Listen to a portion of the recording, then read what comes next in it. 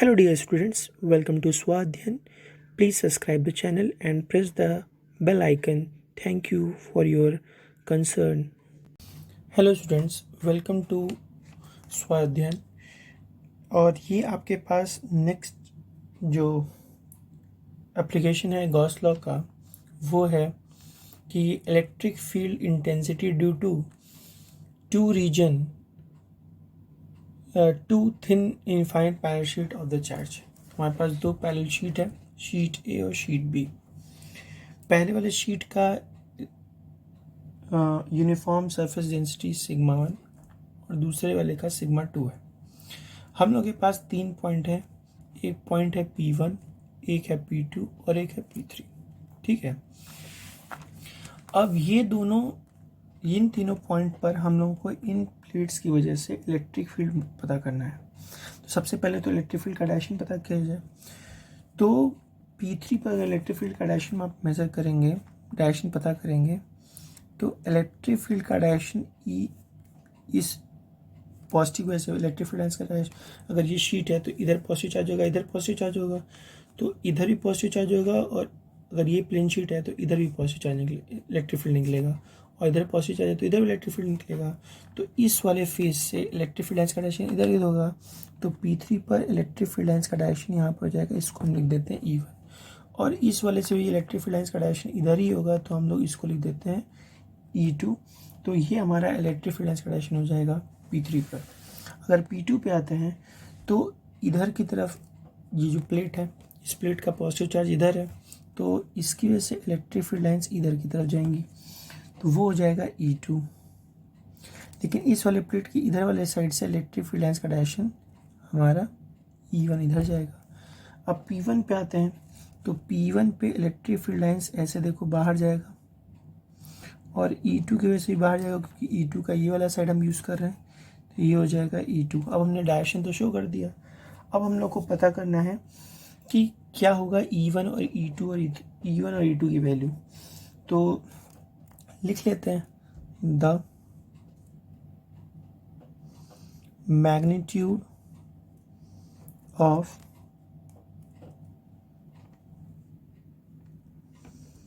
Electric field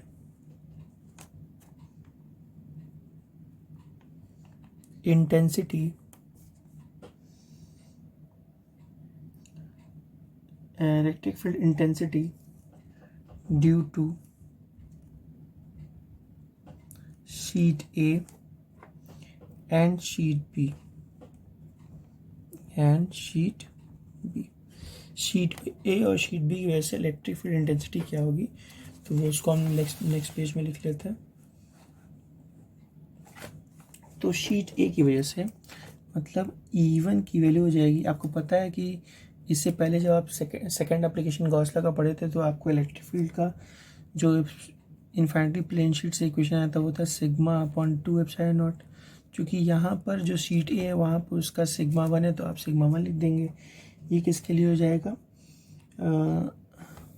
sheet ए के लिए। तो और ये इलेक्ट्रिक फील्ड लाइन्स हमेशा शीट ए से दूर ही होगा, बाहर निकलेगा, तो लिख लेंगे अवे फ्रॉम शीट ए।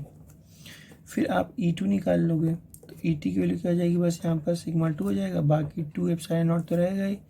ये हो जाएगा अवे फ्रॉम शीट बी, पैसे लिख लोगे। अब हम लोग के पास 3 रीजन था, रीजन 1, रीजन 2 और रीजन 3। देखो डायग्राम में फिर से दिखा देते हैं। आपके पास रीजन 1, रीजन 2 और रीजन 3। रीजन 1 में पॉइंट 1 P1, रीजन 2 में P2 और रीजन 3 में P3। रीजन 1 में E1 और E2 का डायरेक्शन सेम है, रीजन 2 में दोनों अपोजिट है, और रीजन 3 में दोनों फिर सेम डायरेक्शन में है। तो फिर आपको क्या करना पड़ेगा, आप देखो, तो आप क्या करोगे कि लिखोगे इन रीजन 1। रीजन में क्या है, E1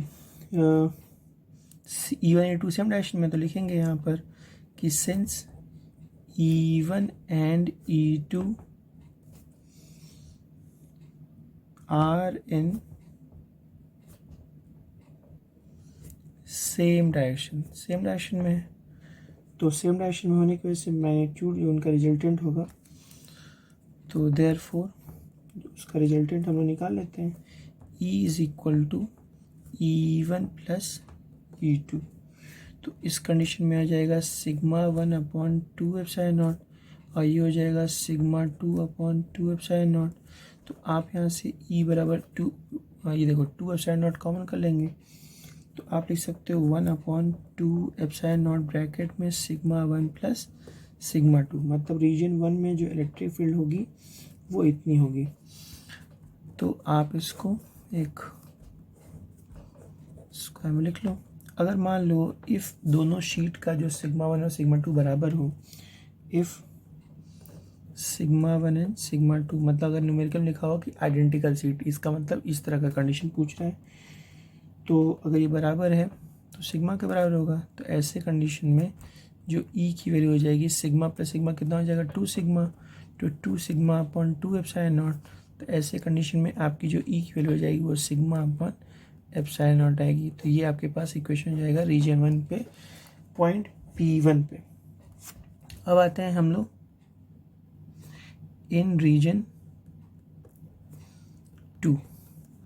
जब रीजन 2 में आएंगे तो यहाँ पर क्या होगा कि electric field lines E1 upward direction में है, तो लिखेंगे यहाँ पर since E1 and E2 are in opposite direction. तो अपवर्ड डायरेक्शन से क्या होगा, जो E की वैल्यू हो जाएगी वो हो जाएगी E1 माइनस E2, और पहले ये कंसिडर कर लेंगे कि सिग्मा 1 सिग्मा 2 से बड़ा है, तो ये हो जाएगा sigma 1 upon 2 epsilon naught minus sigma 2 upon 2 epsilon naught. तो आप इसको क्या लिख सकते हो 1 upon 2 epsilon not sigma 1 minus sigma 2, और यहाँ पर ब्रैकेट में लिख लो sigma 1 is greater than sigma 2, तभी तो आप ऐसे लिख सकते हो। ये हो जाएगी बात।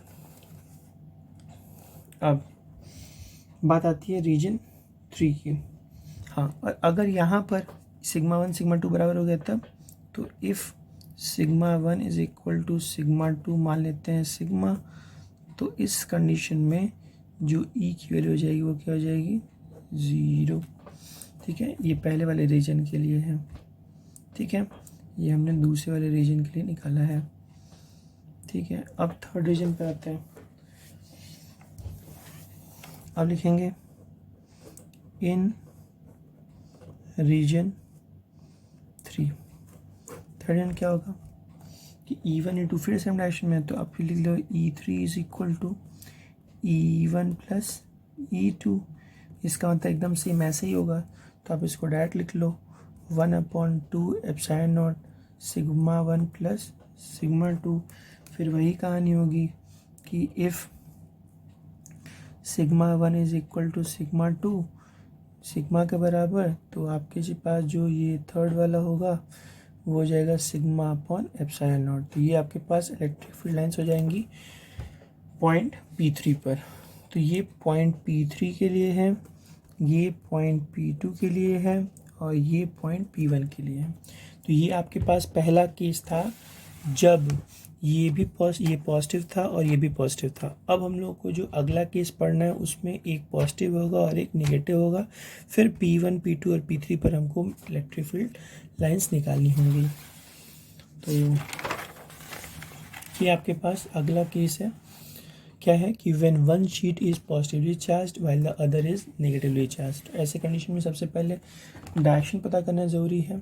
P1 P2 P3 पे की डायरेक्शन कितना होगा, तो आपको बता दें कि अगर P1 पे आप आते हैं तो E3 की वजह से E2 की वजह से electric field lines towards negative जाएगी, तो E2 इधर हो जाएगा और E1 इधर हो जाएगा, यहाँ पे अपोजिट हो गया। P2 पे आते हैं तो इलेक्ट्रिक फील्ड लाइंस तो इसकी इधर की तरफ ही जाएगी, ठीक है, E2 की, और E1 की भी उधर ही जाएगी क्योंकि पॉजिटिव चार्ज की वजह से उधर ही जाएगा। यहाँ पर जब आप P3 की तरफ आएंगे तो E2 इधर की तरफ जाएगा लेकिन E1 इधर जाएगा। अब आपको पता चल गया कि तीनों पॉइंट पर इलेक्ट्रिक फील्ड लाइंस का डायरेक्शन क्या होगा। इलेक्ट्रिक फील्ड लाइंस का अगर डायरेक्शन मालूम है तो आप सारा कुछ कर पाओगे, ठीक है। अब हम लोग डेरिवेशन की तरफ आते हैं। एकदम आसान है, पिछले डेरिवेशन से थोड़ा मैच करता रहा है। तो आपके पास जो E1 है वो कितना होगा सिग्मा 1/2 एप्सिलॉन नॉट। ये क्या होगा away from sheet A, away from sheet A हमेशा दूर जाता होगा, लेकिन जब हम लोग E2 वाला करेंगे तो नेगेटिव चार्ज है तो सब इलेक्ट्रिक फील्ड है उसकी तरफ जाएगा, तो हम क्या करेंगे टूवर्ड्स शीट बी। तो ये आपके पास सिग्मा 2 एप्सिलॉन नॉट, यहाँ लिखेंगे टूवर्ड्स शीट बी। अब यहाँ से क्या होगा कि अगर आप नेट निकालते हैं इन रीजन 1, अब यहाँ पे लिखेंगे इन रीजन 1। रीजन 1 में क्या है कि E1 और E2 same direction upward direction में है, तो ऐसे कंडीशन में E इज इक्वल टू क्या होगा E1 इज इक्वल टू क्या होगा E1 minus E2। E1 minus E2 से 1/2 सिग्मा नॉट, और ये हो जाएगा सिग्मा 1 माइनस सिग्मा 2। आप यहाँ पे मान लीजिए कि sigma 1 is greater than sigma 2। ठीक है, तो आपके पास ये इक्वेशन आ जाएगा E is equal to 1/2 epsilon not sigma 1 minus sigma 2। ये सारे जो एप्लीकेशन है न्यूमेरिकल में बहुत ही यूज आएंगे। अब अगर हम मान लेते हैं कि if sigma 1 is equal to sigma 2 मान लेते हैं सिग्मा के बराबर, तो उससे क्या हो जाएगा ये सिग्मा 0 हो जाएगा, तो E की वैल्यू क्या हो जाएगी 0 हो जाएगी। ठीक, अब हम लोग कहाँ आते हैं इन रीजन 2। रीजन 2 में क्या होगा कि आपके पास सेकंड में इलेक्ट्रिक फील्ड लाइन्स के दोनों का डायरेक्शन सेम डायरेक्शन में है, तो जब सेम डायरेक्शन में तो दोनों को हमको ऐड करना होगा, तो E1 प्लस आप E2 करोगे, तो ऐसे कंडीशन में E2 is equal to 1/2 epsilon not sigma 1 plus sigma 2 हो जाएगा। अब क्या होगा कि अगर ये दोनों बराबर होते हैं, if sigma 1 is equal to sigma 2 is equal to sigma के बराबर, तो ऐसे कंडीशन में आपके पास जो E की वैल्यू हो जाएगी, अब ये सिग्मा 2 से 2 कैंसिल होगा, तो क्या हो जाएगा सिग्मा अपॉन एप्सिलॉन नॉट, सिर्फ यही बचेगा। तो ये आपके पास इलेक्ट्रिक फील्ड लाइन्स की वैल्यू हो जाएगी। अब आते हैं हम लोग केस नंबर रीजन नंबर 3 के बारे में। इस वाले पॉइंट के लिए हम लोग इलेक्ट्रिक फील्ड लाइन्स निकालेंगे। तो यहाँ पर इलेक्ट्रिक फील्ड लाइन्स कैसे निकलेगा, आप लिखोगे इन रीजन 3। रीजन 3 में क्या होगा कि आपके पास दोनों अपवर्ड डायरेक्शन में है, तो आप क्या लिखोगे E3 is equal to E1 minus E2। तो आप क्या पाओगे 1/2 epsilon not sigma 1 minus sigma 2, और यहाँ ब्रैकेट में लिख लेना कि sigma 1 is greater than sigma 2।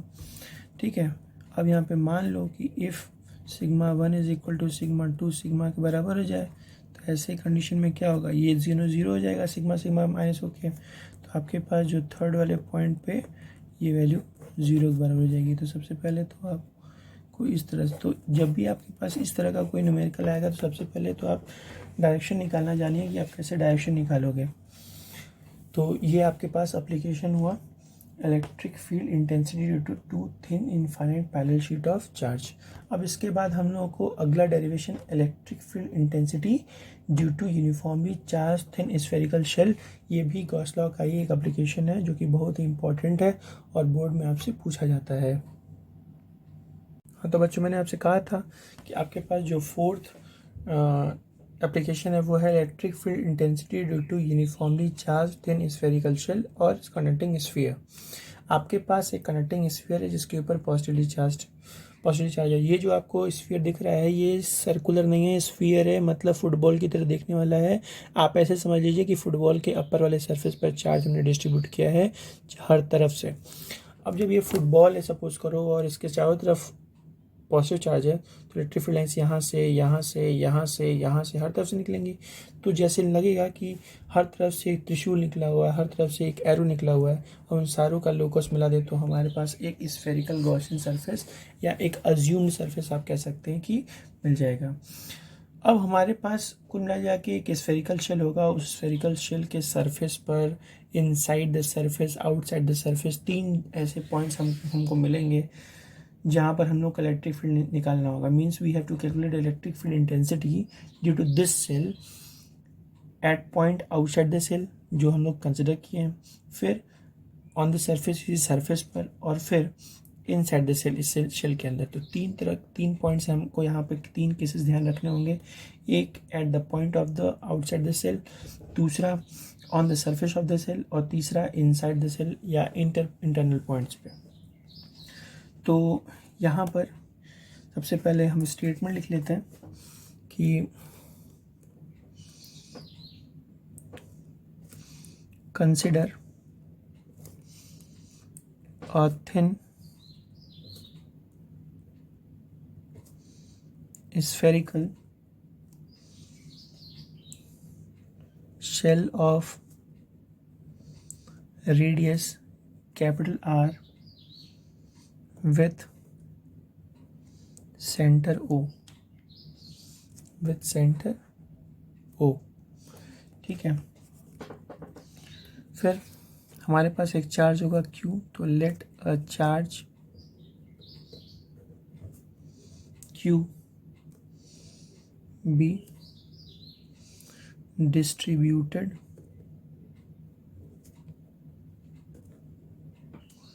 Uniformly, ठीक है।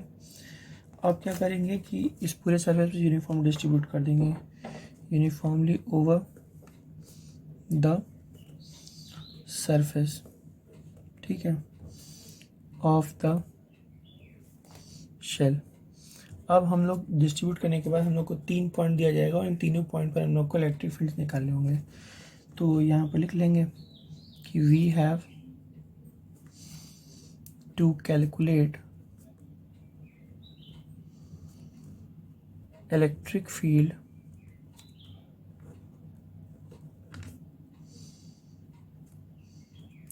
Field due to this shell. तो सबसे पहला केस हम कंसिडर करते हैं केस नंबर 1, और केस नंबर 1 क्या है, फील्ड आउटसाइड द शेल के बाहर। जो हमारे ये फिगर बना हुआ है आउटसाइड द सेल के लिए है। हमारे पास स्फीयर है, इसके बाहर हमने एक गॉसियन सरफेस बनाया, बाहर हमने एक स्मॉल एरिया ds कंसिडर किया, उसका बाहर की तरफ डायरेक्शन है और इलेक्ट्रिक फील्ड इसका लाइंस का भी डायरेक्शन बाहर है, इसलिए थीटा की वैल्यू वहाँ पर क्या हो जाएगी, 0 डिग्री। अब यहाँ पर जो स्मॉल r की वैल्यू है ये कैपिटल R से बड़ी है, तो आप लिख लीजिए small r is greater than capital R, ठीक है। अब यहाँ से हम लोग को टोटल फ्लक्स निकालना है। टोटल फ्लक्स निकालने के लिए फॉर्मूला क्या है, total electric flux linked with the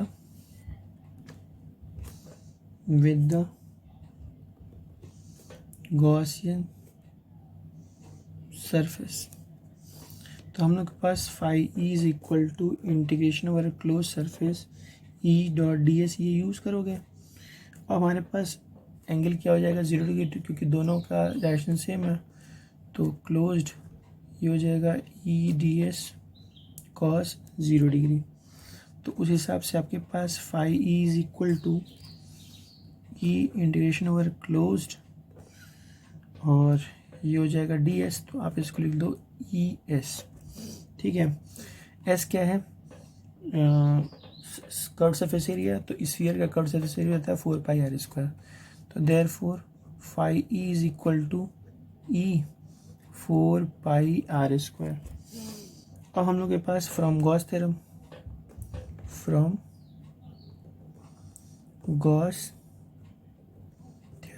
theorem से क्या मिलता है, या इक्वेशन नंबर में मिलेंगे। गॉस थ्योरम से phi E is equal to Q upon epsilon nought मिलता है। इसको आप इक्वेशन नंबर 2 कंसिडर कर लीजिए। अब इक्वेशन 1 इक्वेशन 2 की मदद से क्या करेंगे, कंपेयर करेंगे। तो फ्रॉम इक्वेशन 1 एंड 2 इससे क्या हो जाएगा, E 4 pi are square is equal to Q upon epsilon naught. उससे क्या होगा,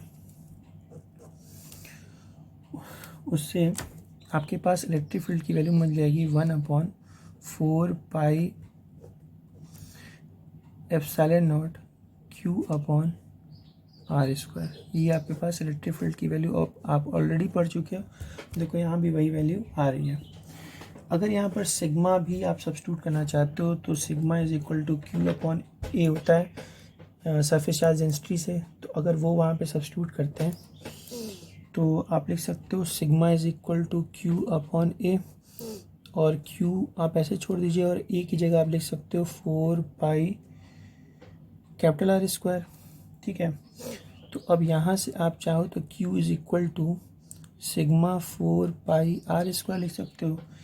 ये जो वैल्यू उठा के आप क्यू की जगह सब्स्टिट्यूट करोगे तो अब आपके पास ई की वैल्यू आ जाएगी 1/4 pi epsilon not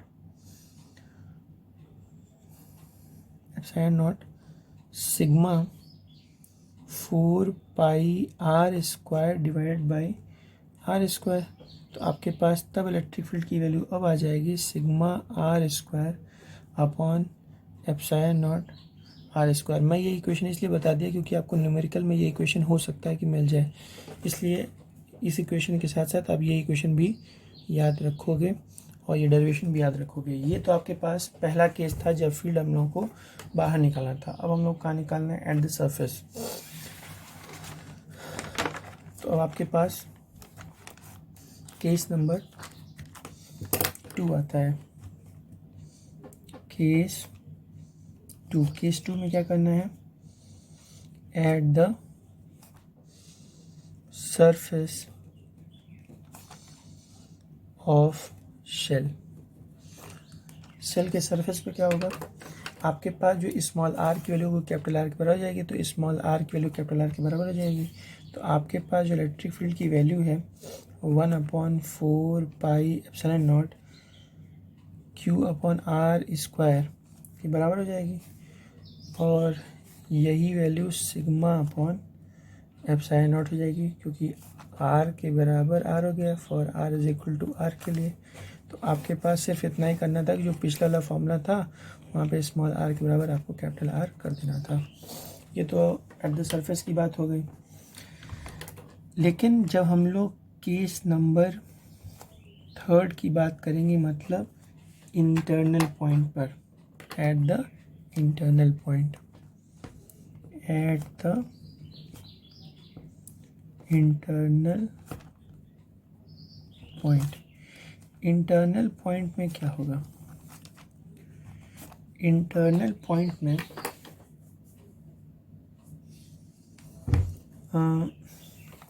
internal point के लिए जो कैपिटल आर की वैल्यू है वो बड़ी हो जाएगी इससे स्मॉल आर से। मतलब ये जो स्मॉल कैपिटल आर है बड़ा हो जाएगा किससे? स्मॉल आर से। तो ऐसे कंडीशन में अब हमारे पास क्या होगा कि अब हम इलेक्ट्रिक फ्लक्स फील्ड निकालेंगे। Electric flux linked with Gaussian surface, ये निकालेंगे। यही गॉसियन सरफेस है आपके पास। तो जब आप गॉसियन सरफेस निकालेंगे तो ये एकदम पहले वाले इक्वेशन से सिमिलर है, तो हम डायरेक्ट इसको लिख दे रहे हैं phi E is equal to integration over closed E dot D S, और ये वैल्यू आ जाएगी phi E is equal to E 4 pi are square. तो ये तो आ जाएगा आपके पास इक्वेशन नंबर 1। अब गॉसियन सरफेस के अंदर कोई चार्ज ही तो नहीं है। देखो गॉसियन सरफेस है, इसके अंदर कोई चार्ज है? इस गॉसियन सरफेस के अंदर कोई चार्ज नहीं है। सारा चार्ज कहाँ है? सरफेस से बाहर।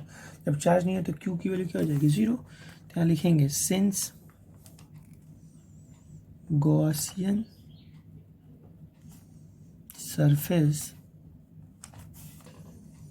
is not enclosing any charge, so from Gauss theorem जो फाई ई की वैल्यू हो जाएगी 1/एप्सिलॉन इंटू क्यू, अब ये वैल्यू हो जाएगी 1/एप्सिलॉन इंटू 0। इसका मतलब यहाँ पर फाई की वैल्यू क्या हो जाएगी? 0। This is your equation number 2। अब यहाँ पर क्या हो जाएगा, दिक्कत यहाँ पे क्या आ गई अब कि अब जब हम इक्वेशन 1 और 2 को कंपेयर करेंगे तो फ्रॉम इक्वेशन 1 एंड 2 जब हम लोग कंपेयर करेंगे तो क्या मिलेगा कि जो E4πr² है ये वैल्यू ये 0 के बराबर होगी। तो ये वैल्यू तो 0 होगी नहीं, तो क्या 0 होगा, E 0 होगा। क्या आप ले लेंगे E इज इक्वल टू 0। और ये कब की कंडीशन है, जब R की वैल्यू बढ़ी जाएगी इससे स्मॉल r से, कैपिटल R की वैल्यू स्मॉल r से बढ़ी जाएगी। यहाँ पर बच्चों एक नॉर्मली एक ग्राफ आता है जो हमेशा पूछ ही लेता है और आपको बनाना भी आना चाहिए, तो मैं वो ग्राफ ड्रॉ कर रहा हूँ आपके लिए।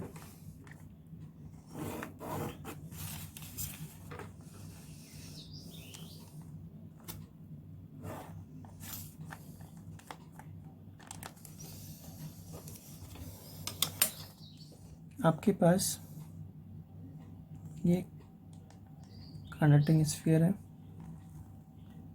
ठीक है, और ये इसका सेंटर और ये इसका रेडियस r, ठीक है। इसके चारों तरफ क्या है, पॉजिटिव चार्ज है। अब बना लीजिए पॉजिटिव चार्ज, मैं भी बना दिया। अब क्या है कि इधर इलेक्ट्रिक फील्ड लाइन्स है। आपको पता है कि सरफेस पर यहाँ पर इलेक्ट्रिक फील्ड लाइन्स यहाँ तक ये R है, इधर इलेक्ट्रिक फील्ड लाइन्स है, ठीक है। सबसे पहले आप इलेक्ट्रिक फील्ड बना लो, और ये तो R है। अब यहाँ पर electric field lines surface of the charge पर इलेक्ट्रिक फील्ड लाइन्स ये है, तो इस अब यहाँ तक की तो कोई दिक्कत ही नहीं है, ठीक है। तो यहाँ पर इलेक्ट्रिक फील्ड लाइन्स तो एकदम मैक्सिमम पे है, ठीक। तो इलेक्ट्रिक फील्ड लाइन्स यहाँ पे है, और जैसे ही आप इस सरफेस से और सेंटर के बीच में आएंगे यहाँ पर इलेक्ट्रिक फील्ड लाइन्स क्या हो जाएगी, 0। तो आप सीधे लिख लो यहाँ पर इलेक्ट्रिक फील्ड लाइन्स क्या हो जाएंगे, 0।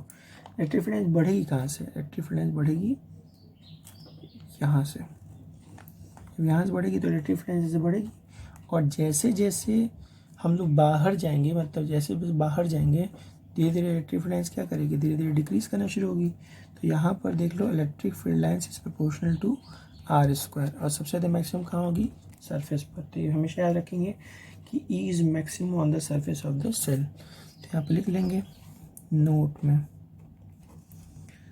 Electric field is maximum on the surface of the shell, ठीक है। ये पहला पॉइंट है। दूसरा पॉइंट क्या रखेंगे, मिनिमम क्या होगा, 0 कहाँ होगा, electric field 0 inside the cell, electric field 0 inside the shell, ये सब आपको पता होना चाहिए। तो ये आपके पास लास्ट एप्लीकेशन था गॉस थ्योरम का, और यहीं पर आपका चैप्टर इलेक्ट्रोस्टैट अब ख़त्म होगा। और इस चैप्टर के बाद हमारा जो अगला चैप्टर होगा वो भी बहुत इंपॉर्टेंट है, that is electric potential and potential energy. तो उससे पहले हम लोगों को कुछ न्यूमेरिकल्स करने होंगे, और फिर हम लोग नेक्स्ट चैप्टर की तरफ चलेंगे। Thank you everyone, please subscribe the channel.